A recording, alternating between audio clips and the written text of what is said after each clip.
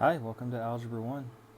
This is our first lesson. It's called Variables and Expressions, and I'm Mr. McWhorter. Let's do this. So here's some things for us to think about. Consider the population of Florida, the area of Colorado, and the flight time from Philadelphia to San Francisco. Which of these has a value that varies? Well, let's think about the population of Florida. Is there anything that would cause the population of Florida to change?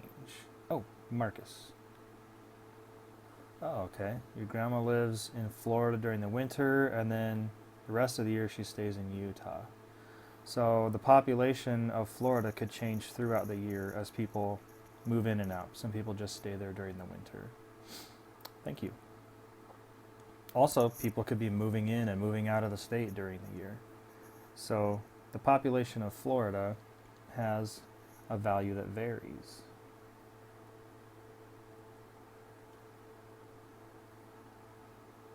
What about the area of Colorado? Well, the border of Colorado is pretty much set in stone.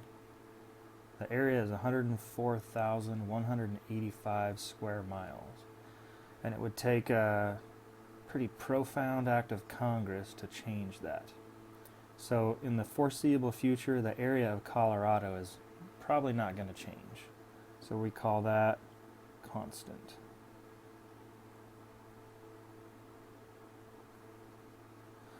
What about the flight time from Philadelphia to San Francisco? Well, the distance from Philly to San Fran is about 2,521 miles. That distance isn't going to change. But what about the flight time? Is there anything that could make one flight a different length of time than another flight? Oh, Susie. Yeah, that's true. If you have a faster airplane, it would get there in less time. But a slower airplane would take a lot longer to get there. So, thank you for that. So the flight time, even though the distance is constant, the flight time is a variable. It varies.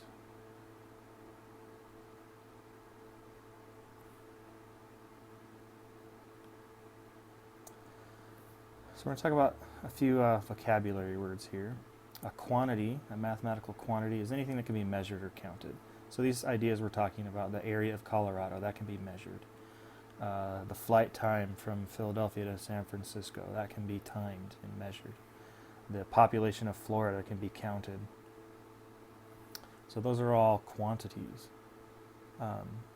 Some of them are constant, like the area of Colorado. Some of them vary, like the flight time or the population. The ones that vary, we call those variable quantities. In math, we use variables to represent these variable quantities, usually a letter. You've probably seen X a lot, but we can use pretty much any letter we want. An algebraic expression is a math phrase that includes one or more variables. A numerical expression is a math phrase that doesn't have any variables, only operation symbols like plus, minus, times, divide, parentheses, and so on. Little powers and exponents.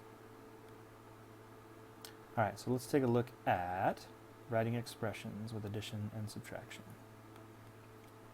So, can we write an algebraic expression for this word phrase? 32 more than a number n.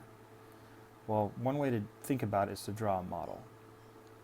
So, if this box represents the number n, and we're going to add 32 more onto it, then the whole quantity we're talking about here is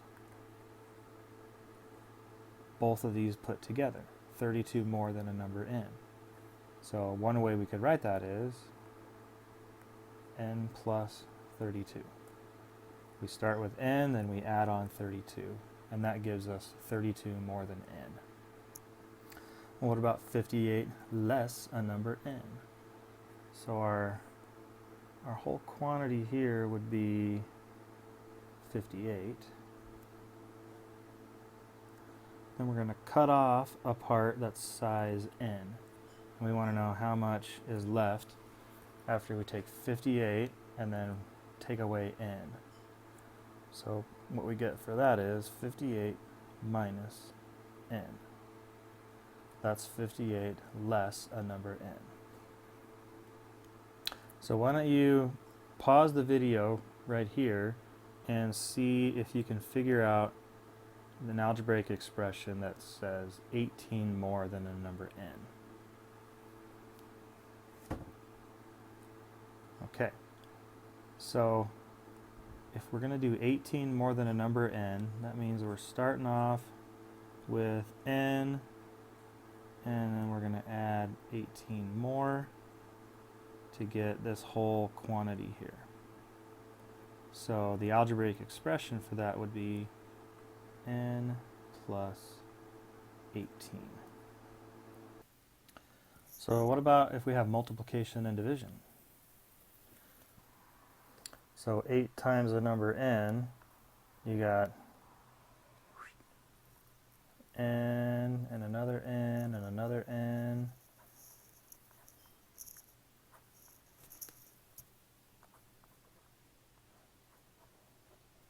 You got 8 n's here.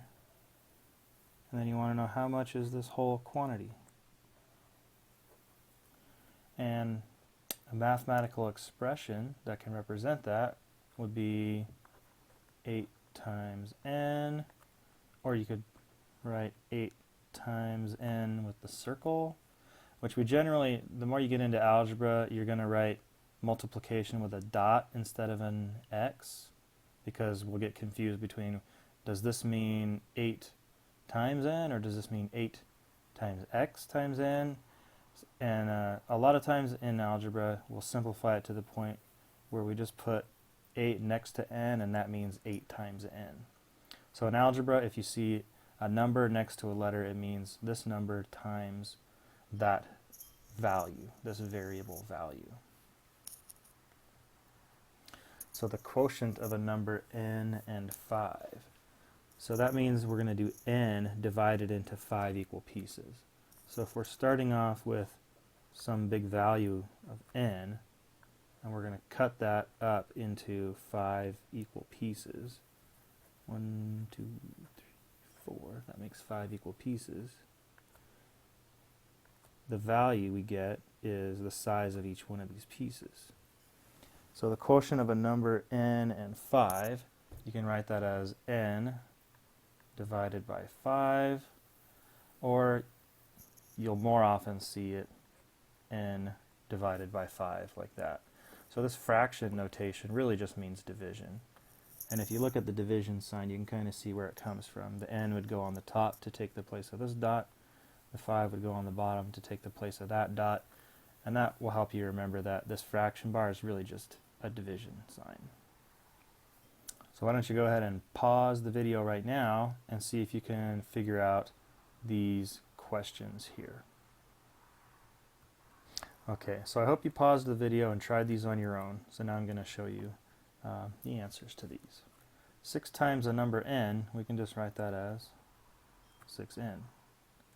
The quotient of 18 and a number n is going to be 18 divided by n. And then this one's kind of tricky. Do the phrases 6 less a number y and 6 less than a number y mean the same thing? Explain. Well, 6 less a number y means we're going to start with 6, and then we're going to take away y.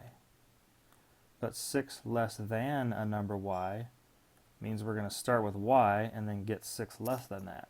So that one is y minus 6. So these don't really mean the same thing. Okay. Alright, so now let's put, we did some problems with just addition or subtraction, then we did some problems with just multiplication and division. Now let's try to put those together. 3 more than twice a number x.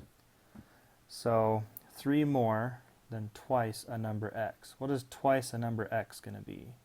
Twice a number x is going to be 2x. And 3 more than that is going to be add 3 on to the end. So that's just 2x plus 3. 9 less than the quotient of 6 and a number x. So we're going to have this quotient, and then we're going to take away 9 from it. So the quotient of 6 and x is 6 divided by x, and we want to be 9 less than that.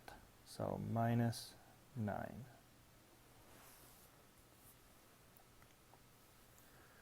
The product of 4 and the sum of a number x and 7. So we're going to have the product of 4 and this sum. Product means multiplication, so it's going to be 4 times the sum. Sum means we're going to add. So here's our sum, x plus 7. And now we're going to multiply 4 times that sum. Well, if I just put a 4 here, it's just multiplying by the x. I want it to multiply by the whole sum, so I'm going to have to put parentheses around that sum. Now this is 4 times the sum of x and 7.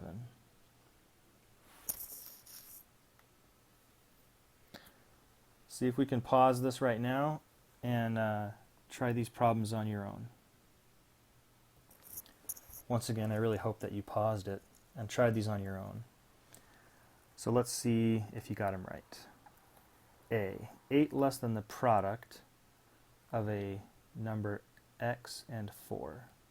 So I'm going to have this product of x and 4, which is 4x, and then I need to get 8 less than that product.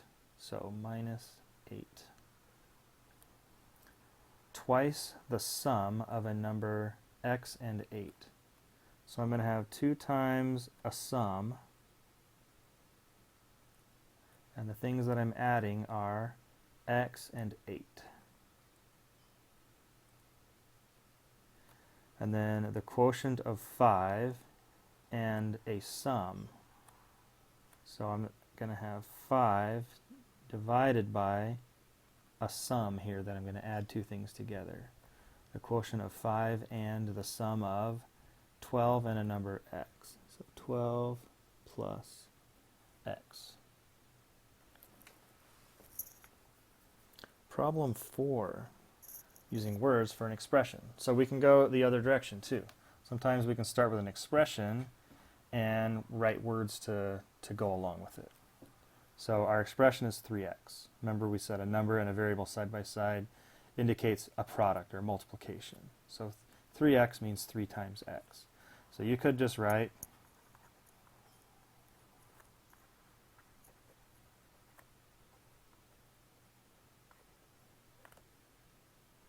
3 times the number x.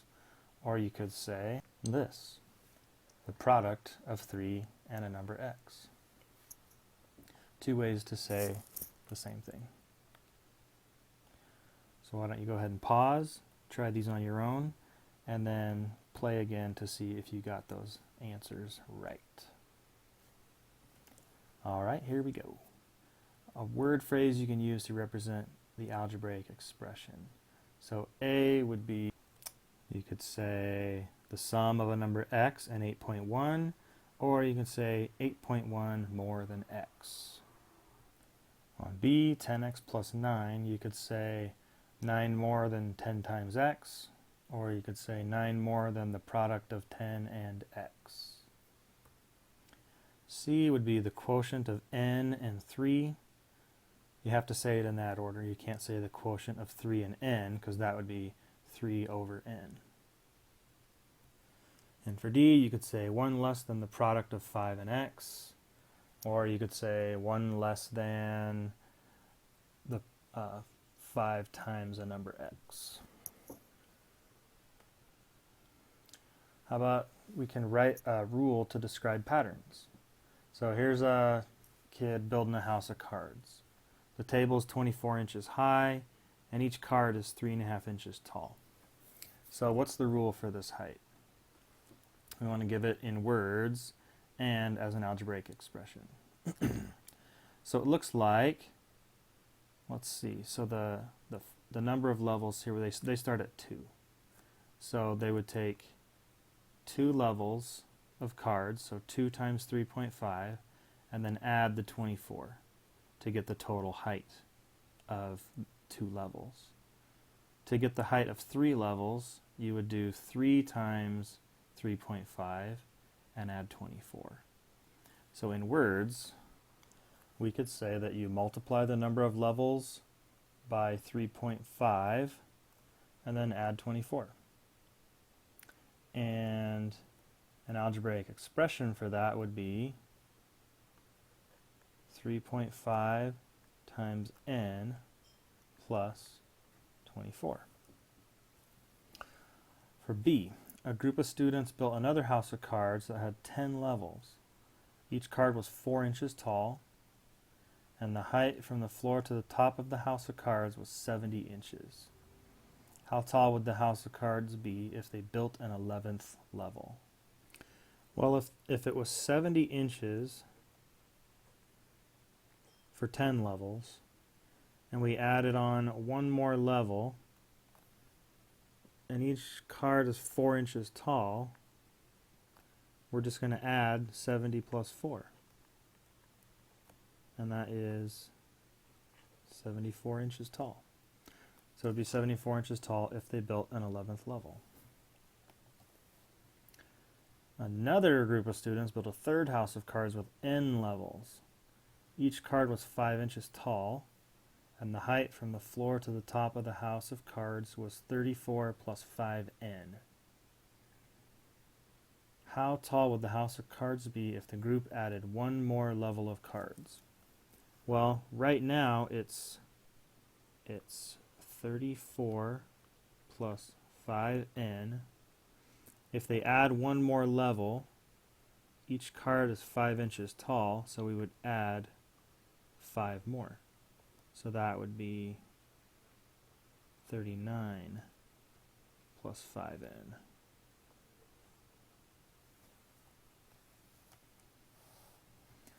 Alright, so why don't you pause the video, see if you can figure this one out, and in just a minute I will go over this with you.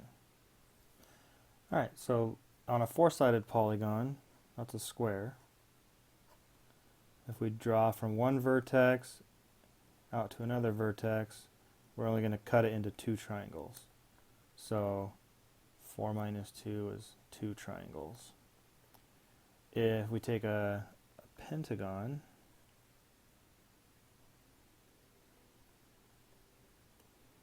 and draw lines to opposite vertices, we get 3 triangles. 5 minus 2 is 3 triangles.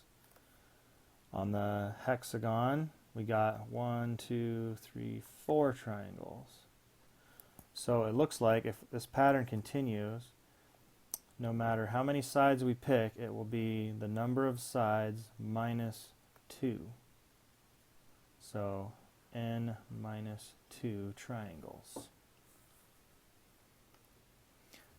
Alright, so let's just check how we did on this lesson. Is each expression algebraic or numerical?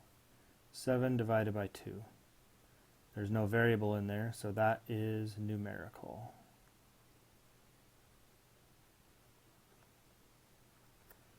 (4m plus 6). That one's algebraic. 2 times the difference of 5 and 4. Well, there's no variables, so that one must be numerical. Alright, so what is an algebraic expression for each phrase? The product of 9 and a number t. 9t. The difference of a number x and 1/2. Difference means subtract, and it's always the first minus the second, so x minus 1/2. The sum of a number m and 7.1. Sum means addition, so m plus 7.1.